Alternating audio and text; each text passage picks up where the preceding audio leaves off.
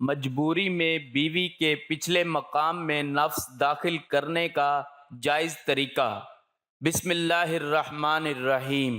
محترم ناظرین، ہم بستری کرنے کا عمل میاں بیوی کو بدکاری سے بچانے کے لیے اہم کردار ادا کرتا ہے۔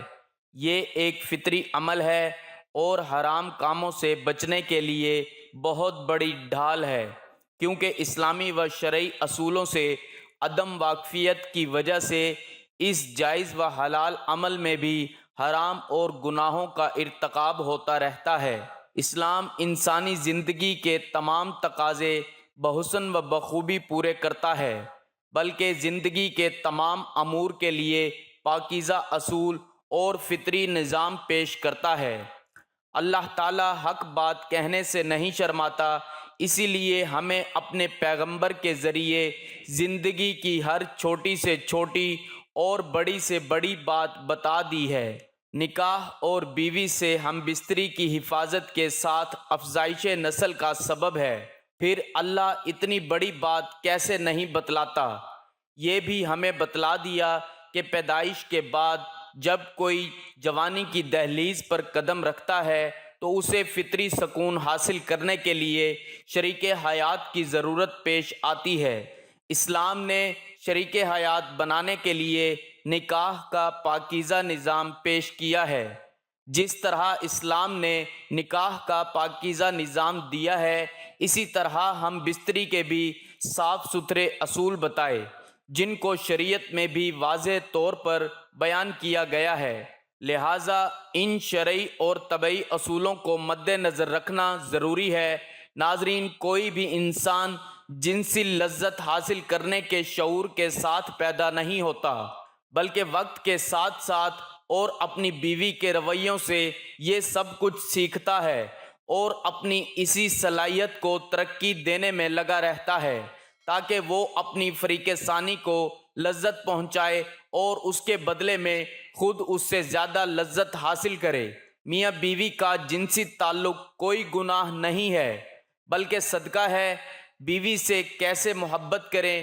شریعت مطہرہ نے بیوی کے پورے بدن سے فائدہ اٹھانے کی اجازت دی ہے، البتہ پچھلے مقام میں صحبت کرنا بیوی سے حرام ہے، کہ وہ جماع کرنے کا محل اور مقام ہی نہیں ہے، اسی لیے صحبت اگلے حصے میں ہی جائز ہے۔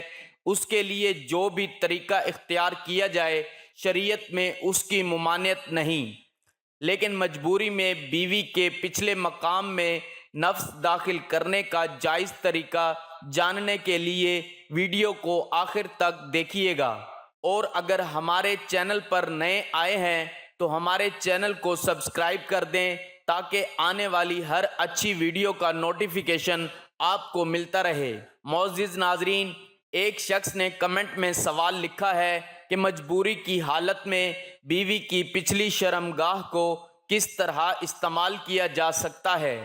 کیسے استعمال کیا جا سکتا ہے؟ اس نے بولا، اگر مرد کنٹرول نہیں کر سکتا اپنے اوپر تو کس طرح بیوی کی پچھلی شرمگاہ کو استعمال کرنے کا جائز طریقہ ہے؟ معزز ناظرین، اس کے جواب سے پہلے چند باتیں آپ کو میں ضرور کرنا چاہوں گا کہ کچھ لوگ اس کو بے حیائی اور غلط کام کہتے ہیں، کیونکہ شریعت نے بھی اس کی اجازت نہیں دی، بلکہ شریعت میں یہ بتایا گیا ہے، تمہاری عورتیں تمہاری کھیتیاں ہیں، انہیں جیسے چاہو استعمال کرو، ہم بستری کرو اور اپنی لذت شہوت حاصل کرو، لیکن جائز طریقے کے ساتھ۔ تو ناظرین، جائز طریقہ کیا ہے اور شریعت کس بات کا حکم دیتی ہے، اس حوالے سے بھی آپ کو آگاہ کرتے ہیں۔ ویسے تو شریعت نے بیوی کے ساتھ ہر طرح سے قربت کرنے کا درس دیا ہے، البتہ شریعت نے ہم بستری کے دو بہت ہی معروف طریقے متعارف کرائے۔ پہلا طریقہ، جو ہر جاندار میں فطری طریقہ ہے، کہ مرد اوپر رہے اور عورت نیچے۔ ہم بستری کے اس عمل میں میاں بیوی دونوں لذت کا حصول زیادہ ہے، نیز یہ طریقہ حمل کے لیے بھی بہت مفید ہوگا۔ بیوی سے جس طرح چاہیں قربت کر سکتے ہیں، کھڑے ہو کر، لیٹ کر، آگے کی طرف سے، پیچھے کی طرف سے، مرد اوپر ہو اور عورت نیچے، یا اس کے برعکس، سب طرح بیوی سے صحبت کرنا جائز اور درست ہے، البتہ پچھلی شرمگاہ پخانے کے مقام میں صحبت کرنا جائز نہیں۔ شوہر کے لیے بیوی کی شرمگاہ چھونے اور دیکھنے میں کوئی حرج نہیں ہے، لیکن اسے چومنا یا چاٹنا بے حیائی ہے۔ اس طرح بیوی کے لیے مرد کی شرمگاہ کو چھونے اور دیکھنے میں کوئی حرج نہیں ہے، مگر اسے چومنا بے حیائی اور اسلام کی پاکیزہ تعلیمات کے خلاف ہے۔ میاں بیوی میں اللہ پاک کی طرف سے ہی محبت پیدا ہوتی ہے۔ میاں بیوی کا رشتہ ایک ایسا احساس ہے جس میں محبت ہی محبت نظر آتی ہے۔ بعض اوقات لڑکے لڑکی کی شادی پسند سے نہیں کی جاتی، لیکن وقت گزرنے کے ساتھ ساتھ ان میں ایک دوسرے سے محبت اتنی پیدا ہو جاتی ہے کہ وہ ایک دوسرے کے بغیر نہیں رہ سکتے۔ شوہر جب بیوی سے ہم بستری کا ارادہ کرے تو ہم بستری کی دعا پڑھے، جس کا ترجمہ ہے کہ میں اللہ کا نام لے کر یہ کام کرتا ہوں۔ اے اللہ، تو ہمیں شیطان سے بچا، اور جو اولاد تو ہم کو دے اس سے بھی شیطان کو دور رکھ۔ اس دعا کو پڑھ لینے کے بعد اس وقت کی ہم بستری سے جو اولاد پیدا ہوگی، شیطان اسے کبھی ضرر نہ پہنچا سکے گا۔ اس دعا کو ضرور پڑھنا چاہیے، کیونکہ ہم بستری کے وقت اللہ کا نام نہ لینے سے شیطان کا نطفہ بھی مرد کے نطفے کے ساتھ اندر چلا جاتا ہے۔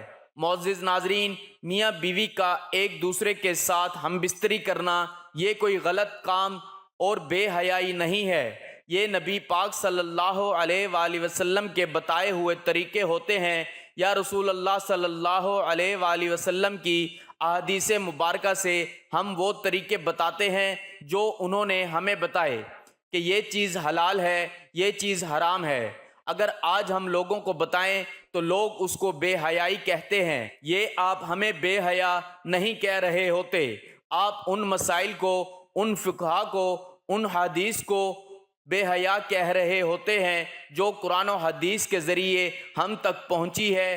آپ کہیں بھی کسی بھی جگہ پہ کسی بھی مکتب فقہی کتاب اٹھا کے دیکھ سکتے ہیں، ان میں ایسے مسائل بہت سارے موجود ہیں کہ ہم بستری کے متعلق ہیں، طلاق کے متعلق ہیں، نکاح کے متعلق ہیں، بہت سارے مسائل ایسے موجود ہیں جو شاید آپ کی آنکھوں سے پردہ ہٹا سکتے ہیں، اور اس دور میں ایسے سوالات بہت زیادہ پوچھے جاتے ہیں، کیونکہ جس طرح سے مغرب کی تہذیب ہمارے اندر گھس رہی ہے، اس کو دیکھا جائے تو ایسے سوالات کا پیش آنا کوئی بڑی بات نہیں ہے۔